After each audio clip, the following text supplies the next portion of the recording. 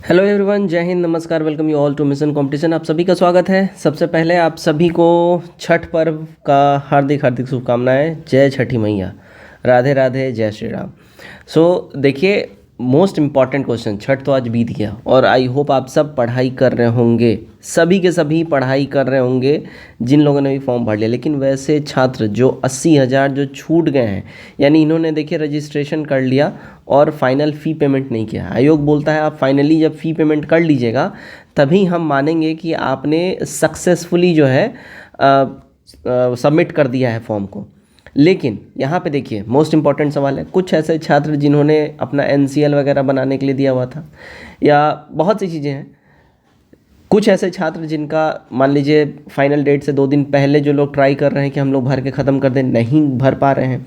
मतलब शिकायतें काफ़ी आ रही हैं कि फाइनल डेट यानी 4 तारीख से पहले, यानी कि मतलब 2 या 3 तारीख से जो है 1 तारीख से आपका वेबसाइट काफ़ी ज़्यादा डेड चल रहा था, यानी इतना हेवी ट्रैफिक हो गया कि वेबसाइट उसको झेल नहीं पा रहा था और काफ़ी ज़्यादा ही लैग कर रहा था, पेमेंट का पेज खुल ही नहीं पा रहा था। ऐसे जितने छात्र जो रह गए हैं, तो एक तरीके से बोला जाए तो जो वेबसाइट का प्रॉब्लम है इस वजह से ही वो लोग फंस गए हैं।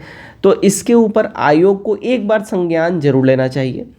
दूसरा, ऑन द अदर हैंड हम देखें तो कुछ ऐसे छात्र हैं जिन लोगों ने सक्सेसफुली सब फॉर्म वॉर्म भर लिया है, वो लोग का भी अपना तर्क ठीक है कि नहीं भाई आप लोग पहले से कहाँ सो रहे थे, अब तो बिल्कुल डेट टाइम नहीं मिलना चाहिए। क्योंकि देखिए टाइम देने का मतलब है कि एग्ज़ाम डिले होगा, सीधा सा फंडा है। लेकिन इन सारे मामलों में देखिए सुप्रीम कोर्ट का भी एक वर्डिक्ट आया है। अब सुप्रीम कोर्ट का किस मामले में वर्डिक्ट आया है ये हम लोग डिटेल में जानेंगे। और मोस्ट इंपॉर्टेंट, नॉर्मलाइजेशन लागू होगा क्या, ये सबसे बड़ा सवाल है, लाख टके का सवाल है, क्या नॉर्मलाइजेशन लागू होगा। इसके ऊपर भी डिटेल में हम लोग बात करेंगे। वीडियो में आखिर तक बने रहिए, वीडियो को शेयर जरूर करें अपने मित्रों में।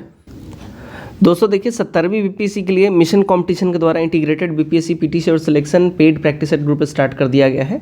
इसमें देखिए जितने भी बड़े कोचिंग संस्थान हैं, जैसे कि दृष्टि हो गया, एडुटीरिया हो गया, आस्था हो गया, परफेक्शन हो गया, इन सब का प्रैक्टिस सेट डाल दिया गया। दृष्टि का देखिए 1 से 15 तक जो प्रॉपर इनका जो प्रैक्टिस सेट है वो सारा अपलोडेड है। एडुटीरिया का जो जुनून सेट जो था वो 1 से 15 तक अपलोडेड है और नया वाला भी अपलोड किया जा रहा है। परफेक्शन का प्रॉपर 30 तक जो है 1 से 30 तक पूरा अपलोडेड है। और जो भी इनका अपकमिंग अभी फुल लेंथ प्रैक्टिस सेट है वो सब अपलोड किया जा रहा है। देखिए हमने बोला था आपको कि 80 से ज़्यादा सेट देंगे, लेकिन हमने 160 से अधिक प्रैक्टिस सेट ऑलरेडी दे दिया है और परीक्षा तक 200 से अधिक प्रैक्टिस सेट हम लोग डलवा देंगे, इस बात का गारंटी है। हिंदी और अंग्रेजी में आंसर की रहता है, तो दोनों भाषा के जो छात्र हैं उनको कोई दिक्कत होगा नहीं। 199 का वो केवल 1 टाइम पेमेंट करना और आप लोग को ऐड कर लिया जाएगा। मोस्ट इंपॉर्टेंट, इसमें बिहार स्पेशल और करंट अफेयर्स भी टाइम टाइम दिया जाता रहता है। देखिए जुड़ने के लिए आप लोग 9708351194 इस नंबर पर पेमेंट करेंगे और इसी नंबर के ऊपर में व्हाट्सएप पे आप लोग पेमेंट का स्क्रीनशॉट भेज देंगे, फिर आप लोग को ऐड कर लिया जाएगा। अब देखिए कुछ लोग बोलेंगे, कुछ छात्र बोलेंगे कि आपको डाटा कहाँ से मिल गया भाई, 80,000 कहाँ से छूट गए हैं। तो डाटा हम आपको यहाँ से दे रहे हैं। देखिए ऑफिशियल ये 5 तारीख का पेपर का हम आपको प्रॉपर डिटेल कटिंग दिखा रहे हैं। 5 तारीख का है, ठीक है ना। 5 लाख यहाँ बोला जा रहा है आवेदन हुआ है, लेकिन 5 लाख नहीं है, 4,17,000 है।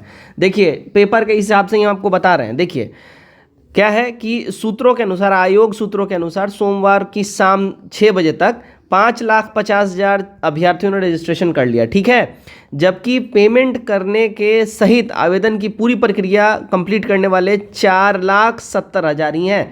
अब 5,50,000 में 470 घटाइएगा, 80,000 हुआ ना जी। 80,000 छात्र यहाँ पे छूट रहे हैं जिन्होंने रजिस्ट्रेशन कर लिया, फाइनल पेमेंट नहीं कर पाया, यानी उनका फॉर्म सबमिट नहीं हो पाया है। यहाँ से डाटा मिला है, ठीक है।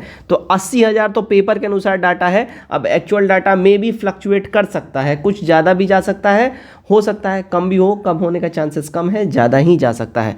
तो इन 80,000 छात्रों का क्या, अब सुप्रीम कोर्ट ने इसके ऊपर क्या बोला है ये पहले हम लोग देख लेते हैं। तो देखिए ये हिंदुस्तान का प्रॉपर ये न्यूज़ है, ऑफिशियल न्यूज़, ठीक है। और ये कल ही ये फैसला आया है, तो इसके ऊपर हम डिटेल में आपको ये वीडियो बना के बता रहे हैं, चलिए देख लीजिएगा। तो उच्चतम न्यायालय ने कहा कि सरकारी नौकरियों में नियुक्ति के नियमों में बीच में तब तक बदलाव नहीं किया जा सकता है जब तक कि ऐसा निर्धारित नहीं किया गया हो।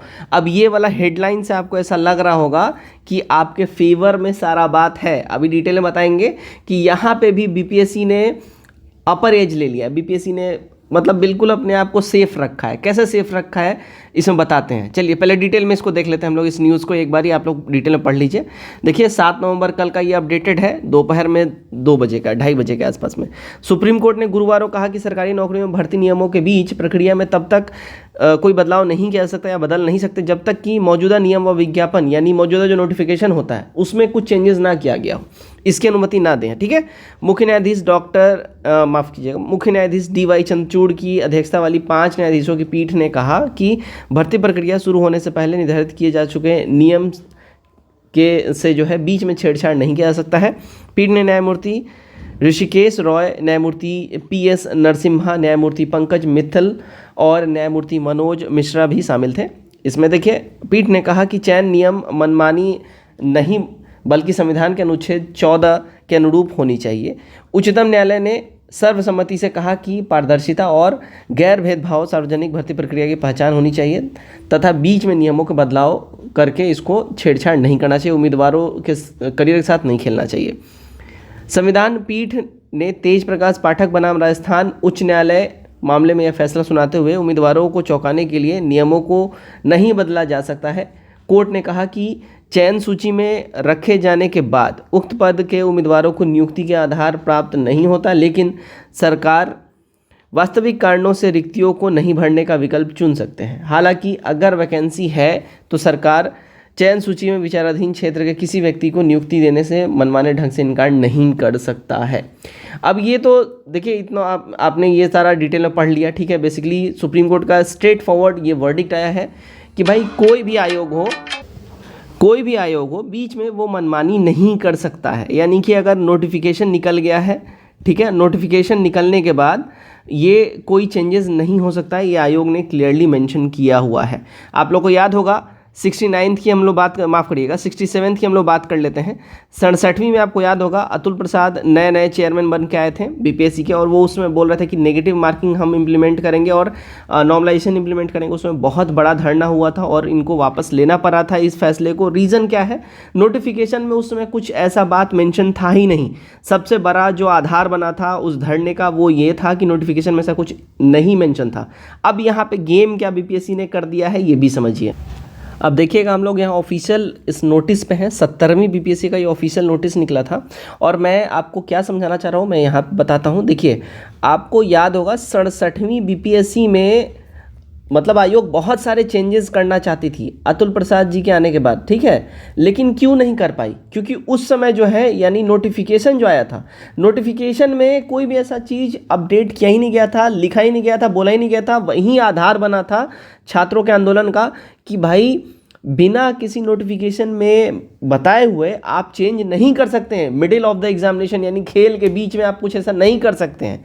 अब यहीं पे BPSC ने अपने आधार को मजबूत कर लिया है और इसी चीज़ को आयोग ने भी बोला है कि भाई अगर आपने मेंशन नहीं किया है तो बीच में चेंज नहीं कर सकते। आप देखिएगा यहाँ पे ऑफिशियल नोटिस में, यहाँ देखिएगा क्या बोल रहा है कि देखिए पहला तो सबसे पहला कि देखिए क्या बोल रहा है कि प्रारंभिक परीक्षा आयोजन के बाद अधियाची विभागों से प्राप्त होने वाले अध्याचना को शामिल किया जा सकता है और संशोधन होने के बाद प्रक्रिया के बाद पदों की संख्या जो है घट या बढ़ सकती है। चलो ठीक है, तो ये तो बढ़ गया, अब 2035 सीट हो गया। अब यहाँ देखिए नेक्स्ट, उक्त विज्ञापन के लिए भरे गए आवेदनों की संख्या के आधार पर प्रारंभिक परीक्षा से एक से अधिक पालियों में, ठीक है, एक से अधिक पालियों या एक से अधिक सेट में आयोजित की जा सकती है। अब यहाँ पे समझिएगा एक चीज़, साफ साफ यहाँ बोल दिया गया है कि अगर एक से अधिक शिफ्ट होता है या एक से अधिक सेट एग्जामिनेशन में क्वेश्चन पेपर का होता है तो नॉर्मलाइजेशन यहाँ पे अप्लाई किया जाएगा। ठीक है, सीधा सीधा है ना,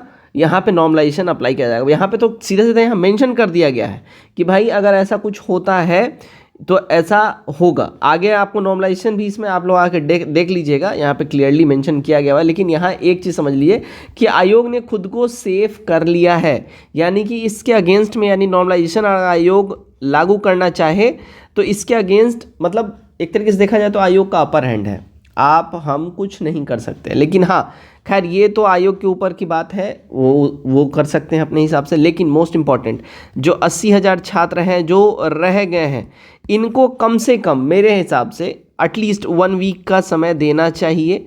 ठीक है, ताकि ये भी अपना जो है फॉर्म भर सके। क्योंकि लास्ट डेट देखिए, अगर लास्ट डेट आयोग 4 तारीख बोल रहा है, यानी 4 सितंबर आयोग लास्ट डेट बोल रहे हैं, ठीक है, माफ़ करिएगा 4 नवंबर लास्ट डेट अगर आयोग बोल रहे हैं, यानी कि लास्ट डेट तक आप फॉर्म भर सकते हैं। लेकिन लास्ट डेट में अगर पोर्टल आपका बिल्कुल काम नहीं कर रहा है, वेबसाइट क्रैश हो रहा है, वेबसाइट पे कुछ भी नहीं हो रहा है, तो अब तो फिर आपको एक बार इसको संज्ञान में लेना चाहिए। 2 दिन के लिए ही सही, 3 दिन के लिए ही सही, लेकिन कम से कम एक बार वैसे छात्रों को, केवल नए लोगों को मौका मत दीजिए, लेकिन वैसे छात्रों को जिन्होंने रजिस्ट्रेशन कर लिया उन लोगों को मौका मिलना चाहिए।